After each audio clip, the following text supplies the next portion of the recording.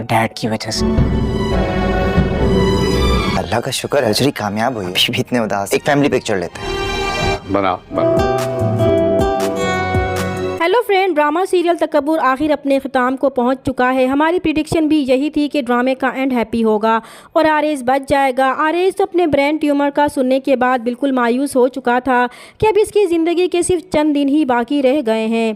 पहले तो इसने कोशिश की थी कि इसके घर वालों को इसकी बीमारी के बारे में पता ना चल सके, मगर आरेज के बदले हुए रवैये को मुक़द्दस ने महसूस कर लिया था कि जो आरेज कल तक इसे बहुत खुशी और मोहब्बत से लेने के लिए आने वाला था, आज अचानक इससे नफ़रत का इजहार कैसे कर रहा है। इसलिए जब मुक़द्दस ने आरेज को अपने सर पर हाथ रखकर कसम उठाने को कहा था कि अगर इसे नफ़रत है तो वो इसकी कसम खाए, तो आरेज इसकी झूठी कसम नहीं उठा पाएगा और इसे सच सच बता देगा कि वो इससे नफ़रत का इजहार इसलिए करना चाहता था ताकि इसके मरने के बाद इसे ज़्यादा तकलीफ़ ना हो, क्योंकि इसके पास ज़िंदगी के सिर्फ चंद सांसें ही बची हैं। इसे ब्रेन ट्यूमर है। तो मुक़द्दस और आरेज की माँ के लिए खबर किसी क़यामत से कम नहीं थी। और फिर जब ये खबर आगा जी ऐमर और माज को मिलेगी तो इन्हें यकीन ही नहीं आएगा कि ज़रूर आरेज झूठ बोल रहा है। ऐसा कैसे हो सकता है, वो तो बिल्कुल ठीक था, ज़रूर ये कोई मजाक है। मगर जब वो आरेज के घर जाएंगे तो रिपोर्ट्स देखकर परेशान हो जाएंगे। मगर मुक़द्दस अब भी पुरुम्मीद थी कि आरेज को कुछ नहीं होगा।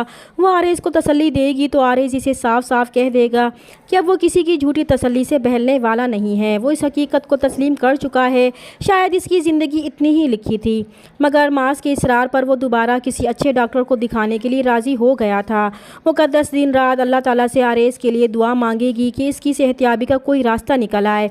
और फिर जब डॉक्टर इन्हें बताएगा कि आरेज का ब्रेन ट्यूमर अर्ली स्टेज पर है, जो बहुत छोटा है और इसका पहला और आखिरी हल ऑपरेशन ही है। अगर ये बढ़ गया तो फिर आरेज की ज़िंदगी ख़तरे में पड़ सकती है। मगर जितना खर्च इस इलाज पर आना था वो आरेज की हैसियत से बढ़कर था, इसलिए वो बहुत मायूस हो चुका था। लेकिन आगा जी ऐमर मुक़द्दस अपने जेवर देने के लिए तैयार हो जाएंगी तो आरेज को देख कर बहुत दुख होगा और इन सबको ये सब करने से रोक देगा और इन सब से माफ़ी मांगेगा कि इसके तकब्बुर की सज़ा इसे मिल रही है। बचपन से लेकर आज तक इसने इनका बहुत दिल दुखाया था और ख़ास तौर पर माज और मुक़द्दस का। वो माज से भी माफ़ी मांगेगा कि इसने अब तक इसके साथ जो भी सलूक किया है वो इसके लिए बहुत शर्मिंदा है। तो माज भी इसे माफ़ कर देगा कि वो परेशान और मायूस ना हो। वो इसके इलाज का सारा खर्च उठाएगा तो सब खुश हो जाएंगे और आरेज तो माज का एहसानमंद होगा कि इतना सब कुछ करने के बाद भी इसने मुश्किल की इस घड़ी में इसका साथ दिया था। फिर बहुत जल्द आरेज ज़िंदगी और मौत की जंग लड़ते हुए ज़िंदगी की तरफ लौट आएगा और ऑपरेशन कामयाब हो जाएगा तो सभी घर वाले खुदा के आगे शुक्राने के नवाफिल अदा करेंगे। और मुक़द्दस जब आरेज से मिलने जाएगी तो आरेज भी मुक़द्दस से कहेगा कि ये सब इसकी दुआओं का नतीजा है कि वो ज़िंदा है, वो इससे बेहद मोहब्बत करता है और अपनी बाकी की ज़िंदगी इसके साथ ही गुजारना चाहता है।